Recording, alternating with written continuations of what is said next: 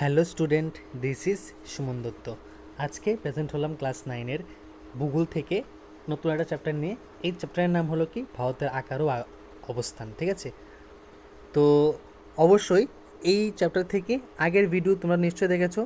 ঠিক আছে, তো এখানে ভারত আকৃতি ও অবস্থান লেখা আছে, বা আকারও লিখতে পারো, সমস্যা নেই। তো দেখো, এখান থেকে আজকে আমরা নেপাল রাষ্ট্র সম্পর্কে বিস্তারিত আলোচনা করব, কারণ নেপাল ভারতের একটা পার্শ্ববর্তী প্রতিবেশী রাষ্ট্র। তো দেখো, নেপাল সম্পর্কে আলোচনা করার আগে আমাদের মনে রাখা উচিত, এখানে আমরা পূর্বের যে ভিডিওগুলো আছে এই চ্যাপ্টারে সেগুলো নিশ্চয়ই শিক্ষা রাখা উচিত, কারণ এগুলো না শিখলে পরীক্ষার মধ্যে আসলে উত্তর দিতে পারবে না। তো নেপাল ভারতের উত্তর দিকে হিমালয় পর্বত দ্বারা আবৃত প্রতিবেশী দেশ নেপাল হিমালয়ান কিংডম নামে পরিচিত। তো হিমালয়ান কিংডম নামে কে পরিচিত? ভারতের প্রতিবেশী রাষ্ট্র বা দেশ নেপাল। দেখো, মানচিত্রে নেপালের পাট।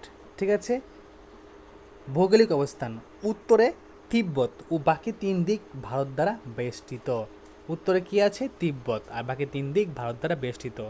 প্রায় 1,47,181 বর্গ কিমি ক্ষেত্রফল বিশিষ্ট নেপাল মূলত একটি স্থল বিশিষ্ট দেশ। অক্ষাংশ ও দ্রাঘিমাগত দিক থেকে যথাক্রমে 26 ডিগ্রি 20 মিনিট উত্তর থেকে, 30 ডিগ্রি 30 মিনিট পূর্ব উত্তর থেকে, 80 ডিগ্রি 15 মিনিট পূর্ব থেকে, 88 ডিগ্রি 15 মিনিট পূর্ব পর্যন্ত বিস্তৃত। তো অবশ্যই এগুলো মুখস্থ রাখবে, কারণ এখানে বোঝার মতো কিছু নেই, শুধুমাত্র মুখস্থ করবে এই জায়গাটা। তো ভূপ্রকৃতি বৈচিত্র্য অনুসারে নেপালকে প্রধানত 4 ভাগে ভাগ করা যায়। একটা হলো কি উত্তরের প্রধান বা হিমাদ্রি হিমালয়, মধ্য উপত্যকা, মহাভারত লিক, শিবালিক ও তরাই সমভূমি। উত্তর ভারতের হিমাদ্রি হিমালয় একেবারে উত্তরে অংশ উচ্চ দুর্গম ও পর্বত সংকুল। গড় উচ্চতা 6,000 মিটার প্রায়। পৃথিবীর উচ্চতম শৃঙ্গ Mount Everest 8,848 metre, Dhaulagiri 8,172, Gauri Shankar 7,145, Makalu 8,481। তারপর এখানে কি আছে?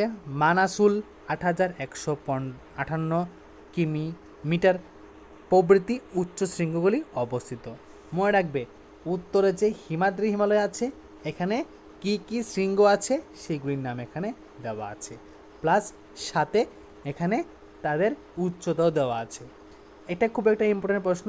পৃথিবীর উচ্চতম শৃঙ্গ মাউন্ট এভারেস্ট। পৃথিবীর উচ্চতম শৃঙ্গ মাউন্ট এভারেস্ট, যার উচ্চতা 8,848 মিটার। ওকে, তারপর এখানে কি আছে?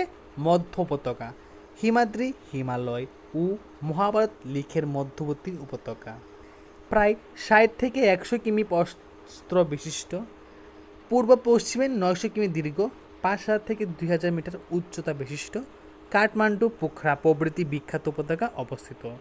মহাভারত লিক ভূপ্রকৃতি বৈচিত্র্যময় ও খাড়া ডালযুক্ত, গড় উচ্চতা 2,500 মিটার, তানসিং ধানকুটা প্রভৃতি গিরিপথ বিশিষ্ট। ওকে, তো এখানে আর কি পড়বে? হ্যাঁ, শিবালিক ও তরাই। ঠিক আছে, মহাভারত লিক হলো শিবালিক তরাই। মহাভারত লিখের দক্ষিণ অংশ আর অনুচ্চ পর্বত পাহাড় বিশিষ্ট। গড় উচ্চতা 1,000 থেকে 1,500 মিটার। সর্বদক্ষিণে পলি নুড়ি বালি সমৃত স্যাঁতস্যাঁতে তরাই সমভূমিতে অবস্থিত। নদ নদী, এই যে নেপালের প্রধান নদীর নাম কি? কালীগণ্ডক। এছাড়া কুশি, ঘরগড়া, বাগমতী, কর্ণালী, সেতী, অরুণ প্রভৃতি চিত্রবাহী নদী দেখা যায়। মানে এখানে যে চিত্রগুলো আছে সেগুলো নদী এখানে দেখা যায়। জলবায়ু নেপালের উত্তরাংশে শীতল, মধ্যভাগে নাতিশীতোষ্ণ এবং দক্ষিণ ভাগ মৌসুমী জলবায়ুর অন্তর্গত। বরফ আবৃত পর্বতশৃঙ্গগুলি সারা বছরই বরফ আবৃত থাকে। শীতকালীন গড় উষ্ণতা 10 ডিগ্রি সেলসিয়াস ও গ্রীষ্মকালীন 25 ডিগ্রি থেকে 28 ডিগ্রি সেলসিয়াস।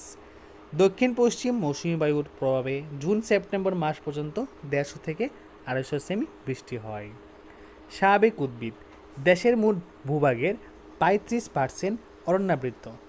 দক্ষিণে তরাই অঞ্চলে ক্রান্তীয় অঞ্চল চিরহরিৎ বন অরণ্যের সঙ্গে মূল্যবান শাল, সেগুন, বাঁশ, বেত, সাবাই ঘাস, সহ অন্য মিশ্র অরণ্য দেখা যায়। মধ্য হিমালয়ে উখ, ম্যাপল প্রভৃতি নাতিশীতোষ্ণ পর্ণমোচী অরণ্যের বৈচিত্র্যময় লক্ষণীয়। বেশি উচ্চতায় পাইন, ফার, বার্চ, স্প্রুস প্রভৃতি বৃক্ষ জন্মায়। ঠিক আছে। অর্থনৈতিক রূপরেখা। কৃষিকাজ। দেশের মোট ৮০% মানুষ প্রধান জীবিকা কৃষিকাজ, যা থেকে জাতীয় আয়ের 44% আসে। অথচ চাষযোগ্য জমির পরিমাণ মাত্র ২৬%। তরাই অঞ্চল ও পাহাড়ের গায়ে ধাপ কেটে এখানে ধান, পাট, ইক্ষু, ভুট্টা, গম, আলু, মিলেট, তামাকের সঙ্গে ভেষজ আনারস, বনস্পতি, কমলালেবু প্রভৃতি উৎপন্ন হয়। ঠিক আছে। এখানে কি কি কৃষি উৎপন্ন হয় লেখা আছে, তোমরা পড়ে নেবে। তারপর এখানে কি আছে, পশুপালন। পার্বত্য অঞ্চলে তৃণা অঞ্চলে ইয়াক, ছাগল, ভেড়া পালন করা হয়। কি কি? ইয়াক, ছাগল, ভেড়া। তারপর এখানে শিল্প। এখানকার প্রধান শিল্প কি? পর্যটন শিল্প। এছাড়া পাট, চিনি, দেশলাই, রাবার, জুতা, সিগারেট প্রভৃতি প্রস্তুতের কারখানা এখানে আছে।